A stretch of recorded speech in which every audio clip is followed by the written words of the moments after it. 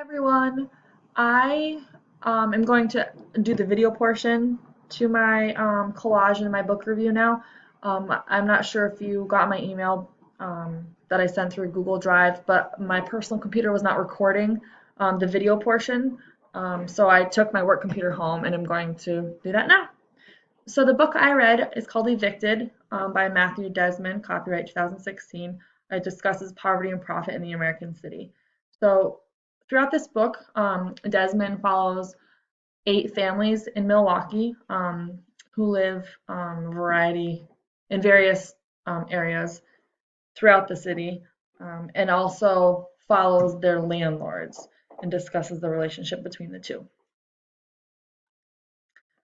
So the author's purpose. At the very end of the book, there is a chapter called About This Project where Desmond discusses how he did what he did with his research and then also why. So this quote I took directly from that chapter.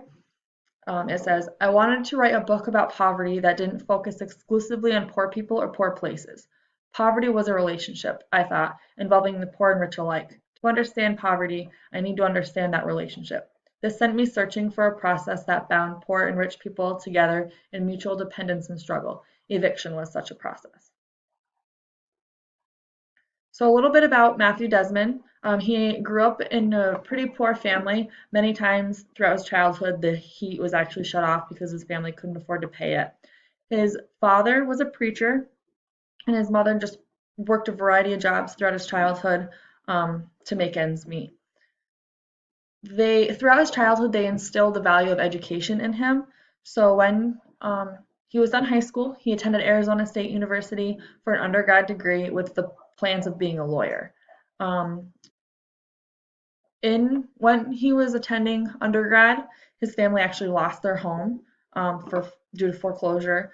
So he had to go home, help them pack up their belongings. And when he came back to school, he actually started working with Habitat for Humanity and building homes. And then he also just talked with homeless people around the area. And with doing these two things, he had gained interest in learning about poverty in America. So after that, he decided he would attend University of Wisconsin for a PhD in sociology.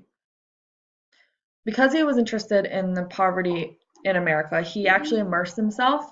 And this whole book is about when he was immersed in Milwaukee and his findings and research there. So for multiple years, he had lived in a trailer park, which is discussed throughout the book, and relationships between the owner of the trailer park as well as the tenants. And then also he lived in an inner city apartment for a while in relationships that he with his neighbors and his landlord and such with that. So he studied both the aspects, the tenants and the landlord.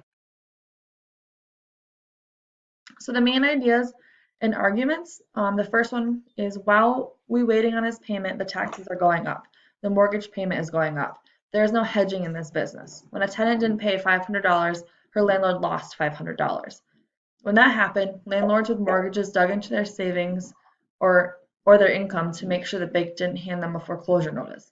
Landlords took the gains and losses directly.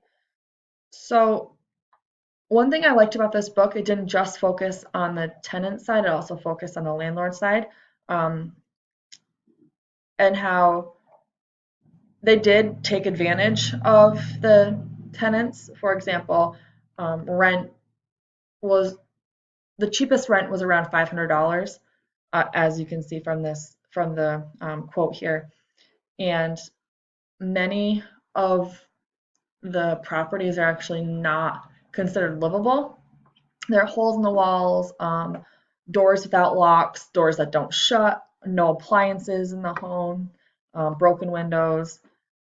So it discusses that aspect of it, but it also discusses how they have $40,000 worth of mortgage payments a month, and if the tenants don't pay, that means they fall behind on some of their mortgage payments. So another main idea, an argument within this text are the next two. So if incarceration had come to define the lives of men from impoverished black neighborhoods, eviction was shaping the lives of women. Poor black men were locked up. Poor black women were locked out.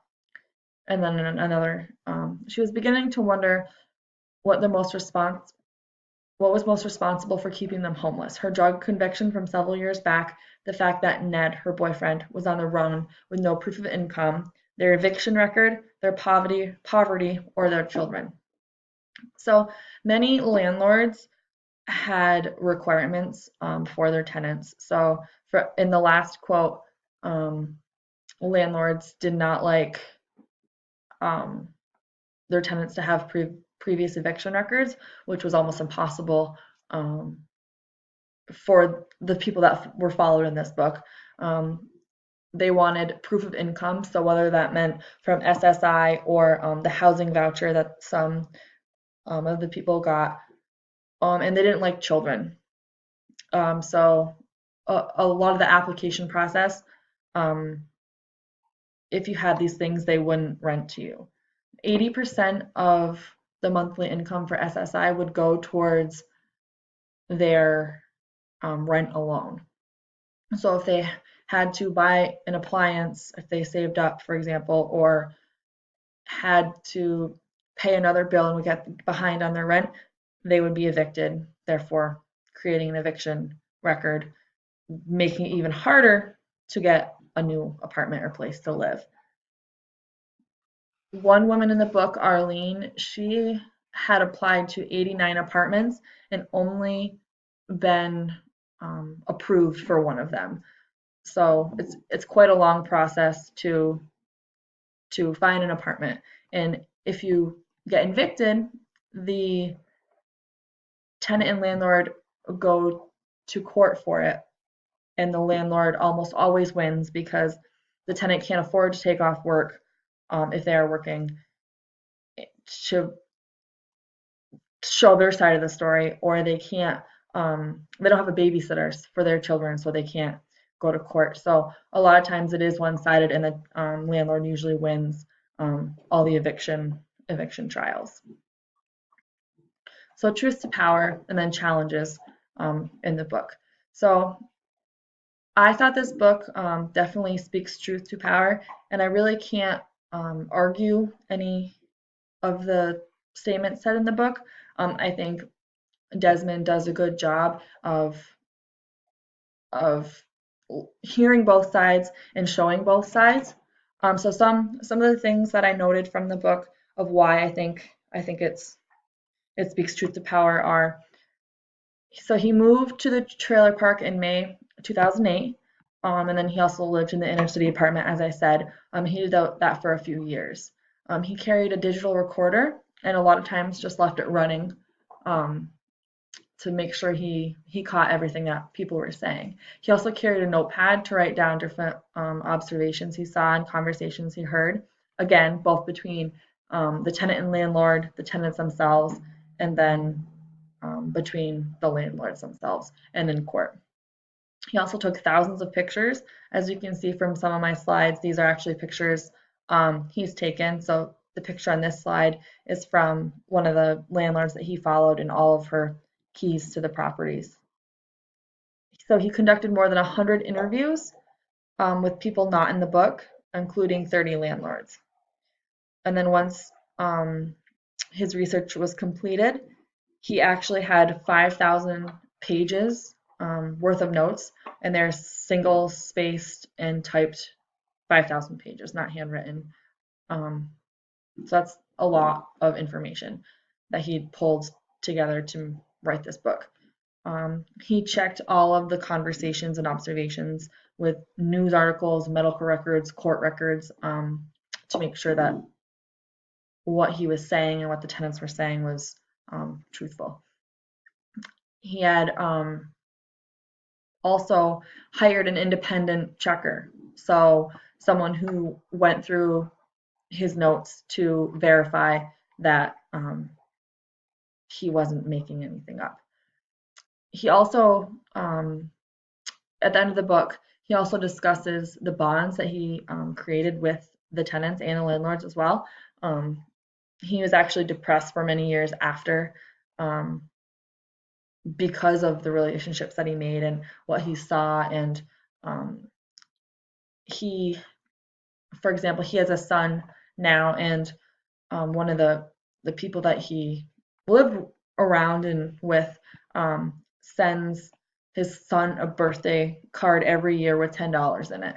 I think that's a good example and goes to show that they really did make a good connection, because they spend 80% of their income on their rent, and he still found it somehow so he could found money somehow so he could give give Desmond's child a birthday gift.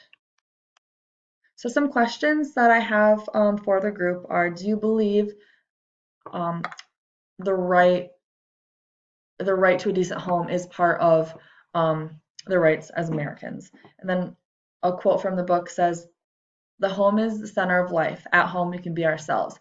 Everywhere else, we are someone else. At home, we remove our masks." And I'm just wondering if everyone agrees with this statement. And then, if you do agree, do you think living in those poor home conditions, and the constant moving, and being evicted from your home would change the validity of this statement? So, when you come home, do the holes in the walls and the door not shutting, do you think this affects um, the if it feels like home or not? So that concludes my presentation. If you guys have any further questions about this book, please let me know. I would highly recommend it. I honestly couldn't put it down when I was reading it. I thought it was great. So thank you.